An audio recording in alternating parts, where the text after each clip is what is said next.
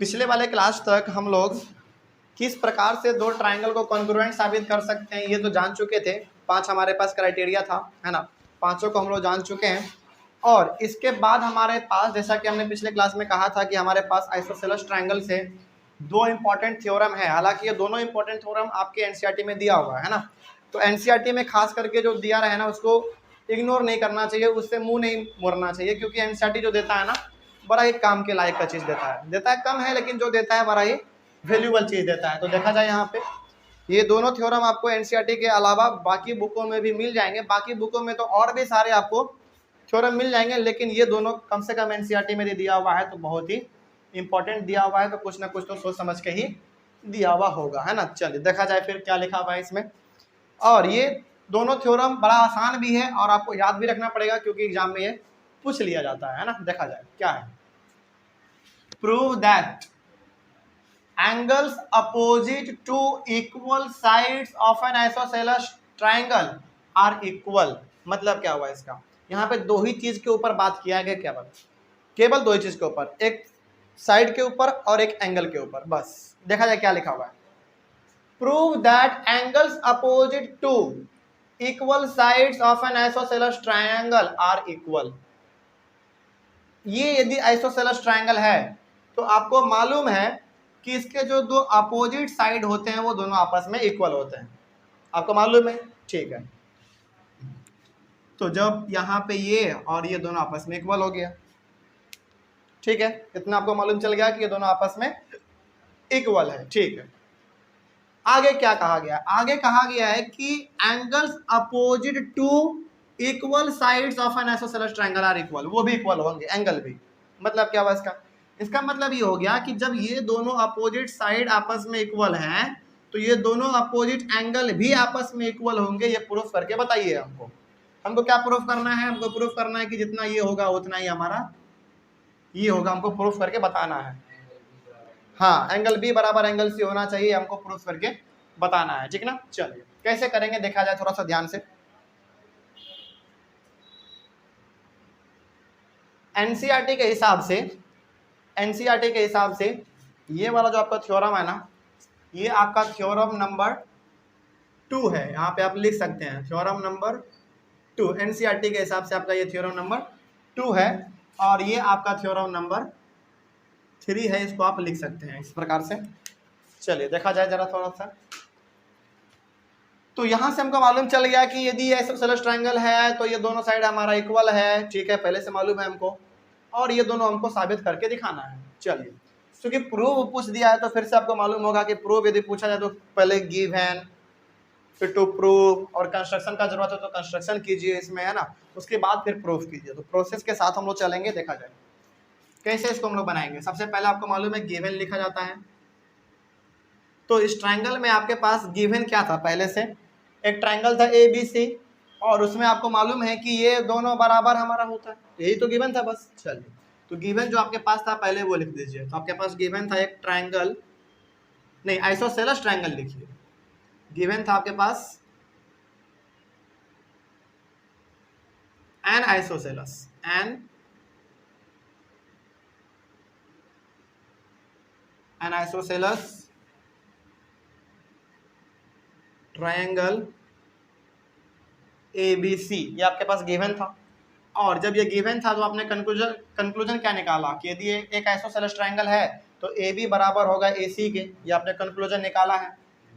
तो AB हमारा बराबर है AC के, क्योंकि आइसोसेलेस ट्रायंगल का ये तो खास बात है ना। चलिए फिर आपको प्रूव क्या करना है बताइए जरा। तो बिल्कुल आपको प्रूव करना है कि एंगल B जो है वो एंगल C के बराबर होगा, ये आपको प्रूफ कीजिए। उसके बाद फिर हम लोगों ने कहा था कि आपको कंस्ट्रक्शन की भी जरूरत पड़ती है।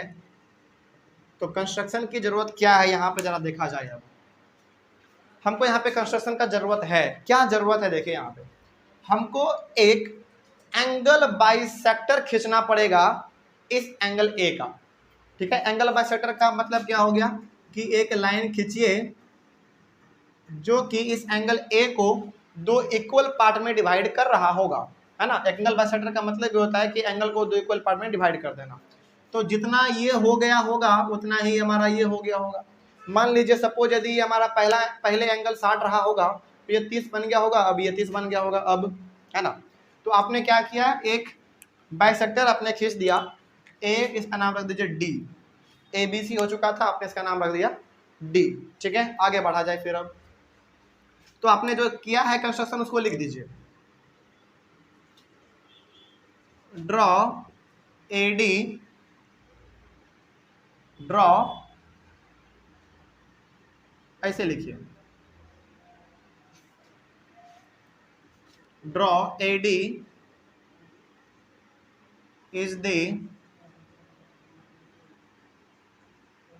Angle bisector, draw A D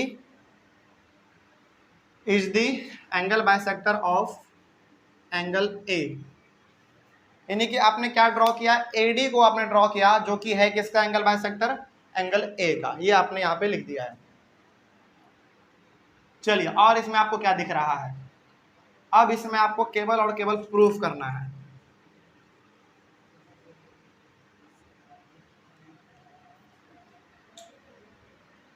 इसको आप थोड़ा सा यहाँ पे ऐसे लिखिए, थोड़ा सा उटपटांग लग रहा है ये, है ना।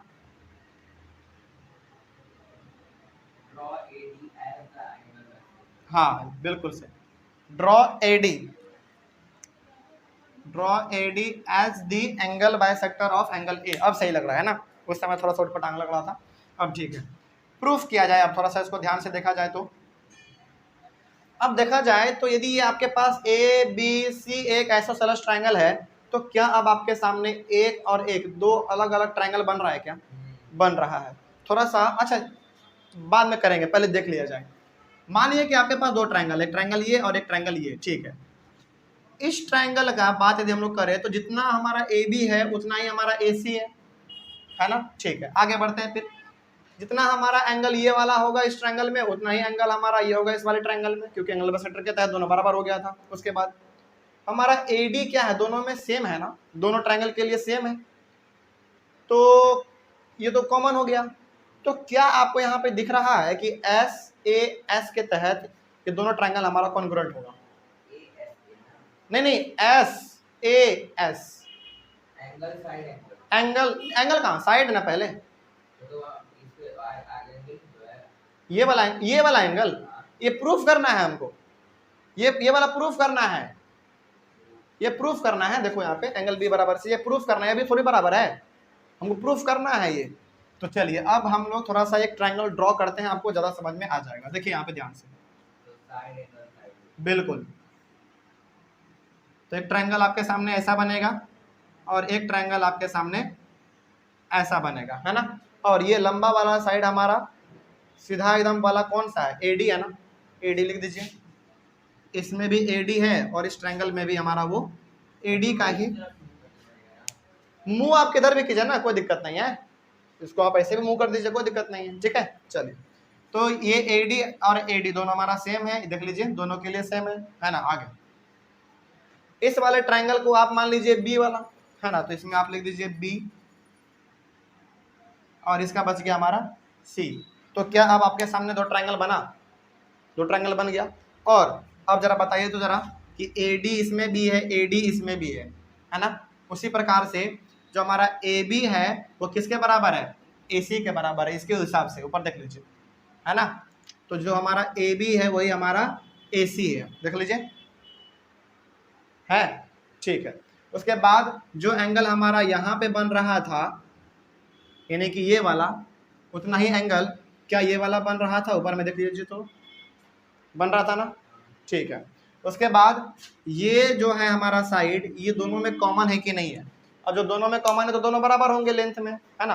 अब लिखने का तरीका क्या है आपका, लिखने का तरीका ये है, देखिए यहाँ पे ध्यान से।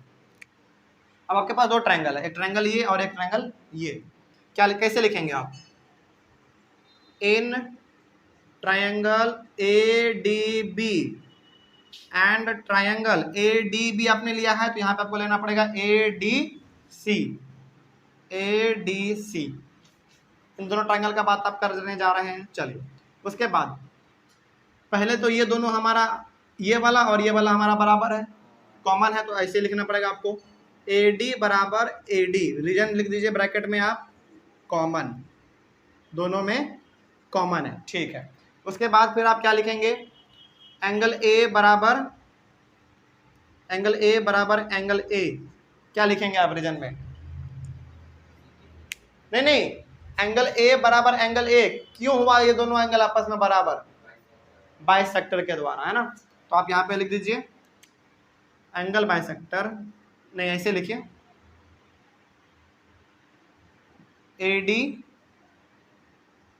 AD is the angle bisector of angle A। क्यों हुआ ये दोनों आपस में बराबर, क्योंकि AD जो था हमारा वो एंगल बाइसेक्टर था किसका, एंगल A का, ठीक है। आगे बढ़ते हैं फिर, उसके बाद फिर आपको AB और AC बराबर है, AB बराबर है AC के, ये कहाँ से आपको मालूम चला, ये तो गिवन है, सवाल में ही गिवन है, देखिए AB बराबर AC, क्योंकि आइसोसेलेस ट्रायंगल था हमारा, तो ये ऑलरेडी हमारे सामने गिवन था। अब जरा गौर से देखिए, तो क्या यहाँ पे आपको SAS वाला क्राइटेरिया नजर आ रहा है, नजर आ रहा है ना।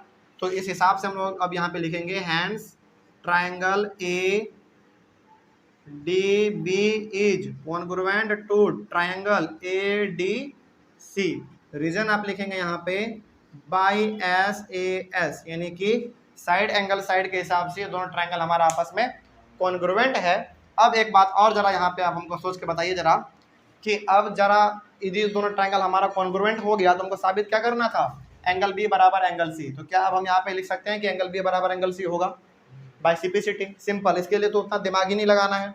तो यहाँ पे आप डायरेक्ट लिख देंगे, सो एंगल B बराबर एंगल C, यहाँ पे आप रीजन लिख दीजिए बाय CPCT, बस सिंपल।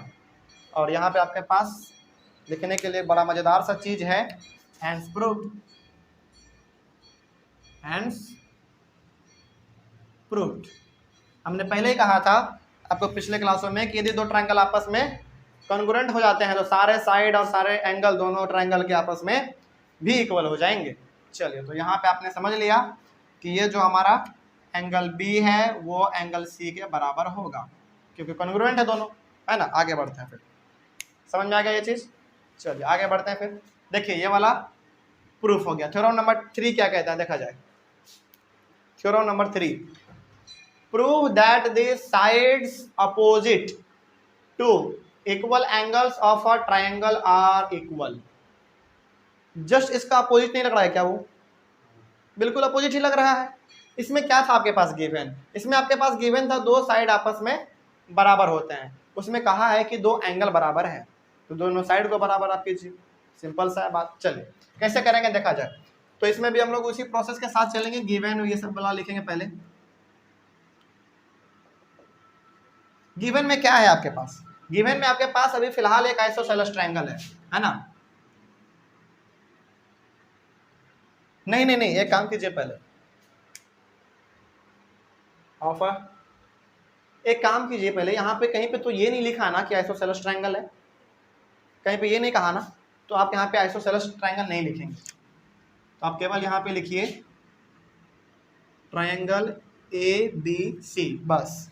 उसके बाद फिर आपके पास गिवन क्या है, prove that the sides opposite to equal angles of a triangle are equal. अब देखा जाए थोड़ा सा ध्यान से, चलिए एक काम पहले एक चीज आप हमको बताइए यहाँ पे, कि यदि ये हमारा ये दोनों सवाल में ही कहा है, हम नहीं कह रहे हैं, prove that the sides opposite to equal angles of a triangle are equal. यदि हम लोग ये वाला एंगल और ये वाला एंगल बराबर मान ले, किस थ्योरम के हिसाब से, इस थ्योरम के हिसाब से, तो हमारा हो सकता है कि ये हमारा एक आइसोसेलेस ट्रायंगल बन जाए, है ना। चलिए तो कैसे मानेंगे आप इसको देख लीजिए थोड़ा सा। Prove that the sides opposite to equal angles of a triangle are equal, ठीक है। आपके सामने केवल और केवल एक ट्रायंगल है ABC, उसके बाद फिर आपके पास एंगल B और एंगल C भी बराबर है, क्योंकि सवाल में ही कहा गया है, बस आपको ये साइड दोनों आपस में प्रूफ करना है। तो आप यहाँ पे लिख दीजिए गिवन में एंगल बी बराबर एंगल सी, क्योंकि अपोजिट बात करा है तो आप ये दोनों भी ले सकते हैं अपोजिट में, ये दोनों भी ले सकते हैं आप अपोजिट में, ये दोनों भी ले सकते हैं अपोजिट में, लेकिन मेरा मन कर रहा है कि ये दोनों हम अपोजिट में साइड एंगल ले लेते हैं। ठीक है, एंगल ले लिए दोनों आपस में। ठीक है, क्योंकि सवाल में साफ कहा है, देखिए क्या कहा है, prove that the sides opposite to equal angles of a triangle are equal. तो दो भी आप कोई भी दो एंगल आपस में आप बराबर ले लीजिए, आप ये दोनों बराबर ले सकते हैं, ये दोनों बराबर ले सकते हैं, ये दोनों बराबर ले सकते हैं, तो इसके अपोजिट में जो साइड होगा ना वो बराबर होगा, ये प्रूफ करके बताइए।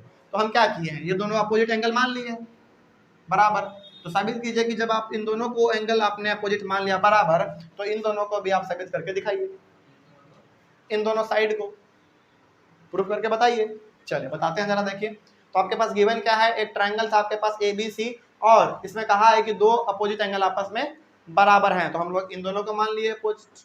ठीक है, आप ये दोनों भी मान सकते हैं, हम लोग ये दोनों मान लिए। आगे बढ़ते हैं फिर, उसके बाद टू प्रूव आपको क्या करना है, टू प्रूव आपको करना है AB जो है वो AC के बराबर है, ये आपको प्रूव करना है ना। चलिए, उसके बाद फिर हम लोग लिखते हैं कंस्ट्रक्शन। कंस्ट्रक्शन का इसमें जरूरत है, क्या जरूरत है देखा जाए। देखिए यहां हम लोग दोबारा एक एंगल बाइसेक्टर खींचेंगे ए का, और इसको भी नाम देंगे D। ठीक है, तो जो आपने यहाँ पे कंस्ट्रक्शन में सेम लिखा था वही चीज आप लिख सकते हैं यहाँ पे, draw AD as the angle bisector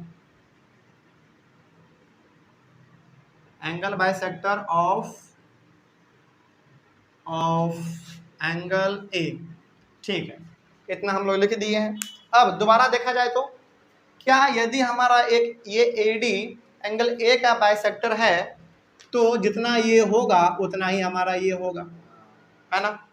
ये हम लोग यहाँ पे कंस्ट्रक्शन से कर लिए हैं, और पहले से ही गिवन क्या था, पहले से गिवन आपके पास था कि जितना ये है उतना ही हमारा ये है, क्योंकि अपोजिट एंगल दोनों है आपस में, है ना। चलो आगे बढ़ा जाए फिर। अब देखिए, अब ध्यान से, तो अभी आपके पास फिलहाल दो एंगल बराबर हैं, अभी आपके पास फिलहाल दो एंगल बराबर हैं, ये एंगल इसके बराबर है, ये हमको यहाँ से मालूम चल गया सवाल से ही।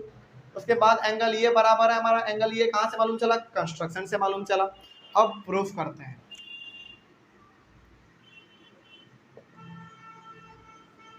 चलिए देखा जाए तो प्रूफ कैसे करेंगे। चलिए, आपके पास फिर से यहाँ पे दो ट्रायंगल नजर आ रहा है ना। दोनों ट्रायंगल को पहले बनाइए आप, ज्यादा आपका क्लियरिटी यहाँ पे होता रहेगा। एक ट्रायंगल ये बना लीजिए और एक ट्रायंगल आप ये बना लीजिए, कुछ इसी प्रकार का बन रहा है। फिर से हमारे सामने AD जो है ना दोनों ट्रायंगल में कॉमन है, तो AD आप यहाँ पे ले लें, A और D, A और D।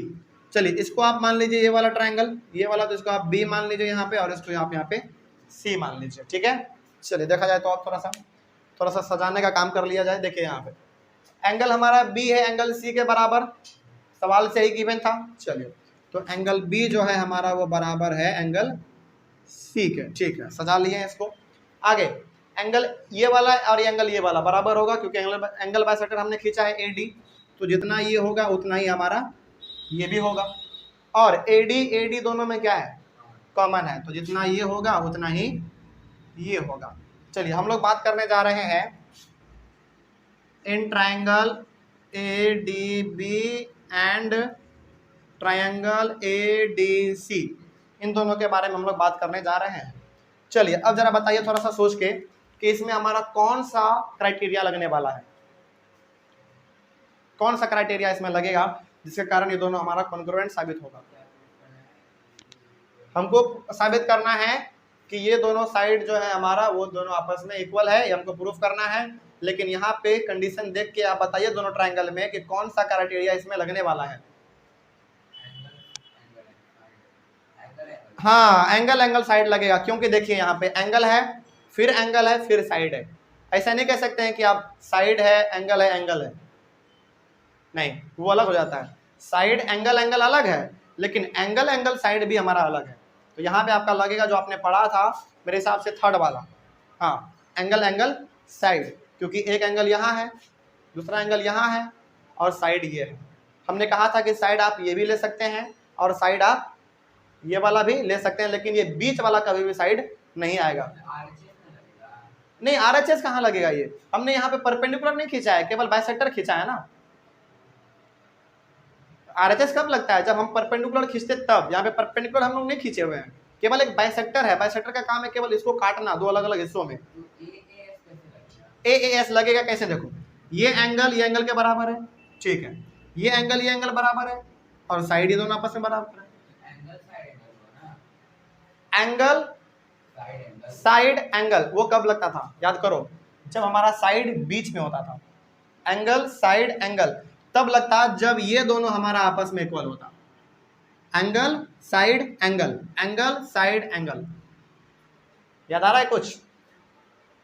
थोड़ा सा कॉपी पलट के देखिए, आपको याद आएगा कि हम लोग कभी भी इस प्रकार से, अच्छा याद कीजिए पहले, चलिए दोबारा आपको बता दे रहे हैं जो हमने पढ़ा था। दो ट्रायंगल हम लोगों ने बनाया था इस प्रकार का, है ना। चलिए देखिए यहाँ पे ध्यान से, हमने कहा था कि यदि इस ट्रायंगल का ये एंगल और ये एंगल दोनों बराबर है, उसी प्रकार यदि ये दोनों एंगल हमारा बराबर है, ठीक, तो एक साइड भी, या तो आप साइड में ये वाला ले सकते हैं इसके बराबर, तो इसमें हमारा लगने वाला है angle angle side, angle angle side. समझ में आ रहा है बात? तीसरा नियम देखो, तीसरा वाला है कुछ इस प्रकार का। तीसरा वाला क्राइटेरिया कुछ इसी प्रकार का है। हमने कहा था कि आप ये बीच वाला साइड जो है ना नहीं ले सकते हैं। कौन वाला बीच वाला? ये वाला। हाँ, ये वाला लेंगे तो फिर एंगल साइड एंगल वाला लग जाएगा, है ना। आप कोई भी साइड ले सकते हैं, इसके अलावा ये ना लेके आप कोई भी साइड ले सकते हैं। ये वाला भी ले सकते हैं आप और ये वाला भी, चाहे तो ये वाला चाहे तो ये वाला, लेकिन ये वाला आप नहीं लेंगे, क्योंकि यदि आप इन्हें ये वाला लिया तो एंगल साइड एंगल लग जाएगा, है ना। लेकिन हमारे पास कंडीशन कैसा बन रहा है यहाँ पे, बताइए जल्दी। एंगल एंगल साइड, क्योंकि यहाँ पे भी हमारे पास एंगल है, यहाँ भी एंगल है, यहाँ भी एंगल, यहाँ भी एंगल, और लास्ट में हमारा एक साइड है कोई भी। चलिए देखा जाए इसको लिखने का तरीका क्या होगा। तो आप यहाँ पे ऐसे लिखिए, एंगल ए बराबर एंगल ए क्या है, क्या है रीजन इसका? सेम रीजन है ना, सेम रीजन है। AD is the angle, AD is the angle bisector of angle A. Angle A का जो है AD हमारा वो एंगल बाइसेक्टर है, तो इसीलिए दोनों आपस में बराबर है। उसके बाद फिर क्या हमारा एंगल दूसरा, एंगल B बराबर एंगल C के बराबर है। रीजन क्या है? गिवन है हमको सवाल में। चलिए आगे उसके बाद AD बराबर है किसके? AD के। रीजन क्या है? कॉमन है, दोनों में कॉमन है ना। तो अब क्या हम लोग यहां से लिख सकते हैं कि hence triangle ADB is congruent to triangle ADC। Reason क्या लिखेंगे? AAS। हो गया। चलिए, तो अब हमसे क्या पूछा गया था टू प्रूव में कि AB बराबर AC है, प्रूफ कीजिए। तो अब जो दोनों ट्रायंगल हमारा कॉन्ग्रुएंट साबित हो गया है जब, तो हम लोग अब कह सकते हैं कि AB जो है वो AC के बराबर है बाय CP/CT। तो आप यहाँ पे इसको सिंगल टिक कर सकते हैं, दोनों आपस में हमारा बराबर होगा। तो सो AB बराबर होगा AC के। रीजन आप यहाँ पे लिख दीजिए, यहाँ पे आप इसको ऐसे लिखिए पहले, बाई AAS बाई CP/CT। ठीक है, कितना हो गया? और लास्ट में आपके पास लिखने के लिए बड़ा एक खूबसूरत सा वर्ड है, हैंस प्रूव्ड।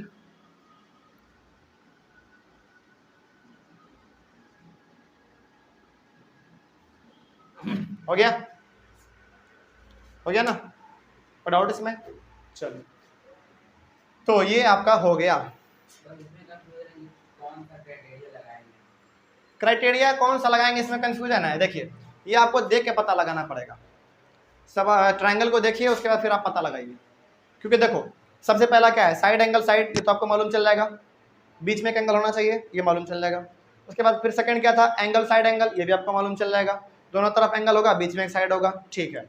बचा कौन सा, तीसरा वाला ना, जो कि हमने यहाँ पे लगाया है AAS, ये वाला बच गया, ठीक है। इसको भी फिलहाल अपने दिमाग में रखो, ठीक है। चौथा कौन सा था, साइड साइड साइड, बड़ा आसान है। RHS वाला भी बड़ा आसान है। तो दिमाग में कौन सा अटक गया, केवल तीसरा वाला, यही वाला। इसको सेपरेटली याद कर लो कि दो एंगल बराबर होगा लगातार, एकदम दो एंगल लगातार होगा, और तीसरा कोई साइड हो जाएगा, बस। समझना है बात, बस आसान तो है। चलिए देख लीजिए अब इसको ध्यान से थोड़ा, हो गया ना ये। चलिए एक बार इसका ऑनलाइन वाले बच्चे स्क्रीनशॉट ले लीजिए, इसके बाद फिर हम लोग और आगे बढ़ेंगे। देखिए ये वाला जो थ्योरम था ना, ये वाला बुक में ना अलग प्रकार से समझाया गया है, लेकिन हाँ चूंकि हम लोग यहाँ पे हम लोगों के सामने ये नहीं कहा है कि आइसोसेलेस ट्रायंगल है ये, लेकिन ये तो कहा है ना कि इक्वल एंगल है, दो इक्वल एंगल है। तो आप कोई भी दो इक्वल एंगल ले लीजिए, या तो ये लीजिए या तो ये लीजिए, या तो आप ये और ये ले लीजिए, या तो आप इक्वल एंगल ये और ये ले लीजिए। कोई भी दो इक्वल एंगल यदि आप लेंगे, उसके बाद फिर जब आप एक एंगल बाइसेक्टर खींचेंगे तो बिल्कुल आपका ये AAS वाला क्राइटेरिया लग जाएगा, है ना। नहीं गलत कैसे होगा भाई, गलत कैसे होगा, क्योंकि इसमें दो इक्वल एंगल का बात किया रहा था। आपने कोई भी ले लेना है दो इक्वल एंगल, उसके बाद एक एंगल बाइसेक्टर खींच के इसको प्रूफ कीजिए, हो गया। चलिए तो दोनों क्राइटेरिया आपको ये प्रूफ करने का मालूम होना चाहिए, क्योंकि ये तो पूछता ही पूछता है क्राइटेरिया, भले पूछे ना पूछे कि AAS क्या है ना, SAS क्या है, ASA क्या है, लेकिन ये जरूर पूछेगा। क्योंकि इसमें पूछने का तरीका ये होता है ना टीचर का, कि इससे ये जान लेगा कि आपको पहली बात तो प्रूफ करने आ रहा है कि नहीं आ रहा है, दूसरी बात ये जान लेगा कि जो आपने क्राइटेरिया पढ़ा है वो आप साबित इसमें लागू कर पा रहे हैं कि नहीं कर पा रहे हैं, तीसरा चीज वो जान लेगा कि आपका कितना अच्छा नॉलेज है इसमें, बस। इसीलिए वो नहीं पूछता है, वो ये पूछता है।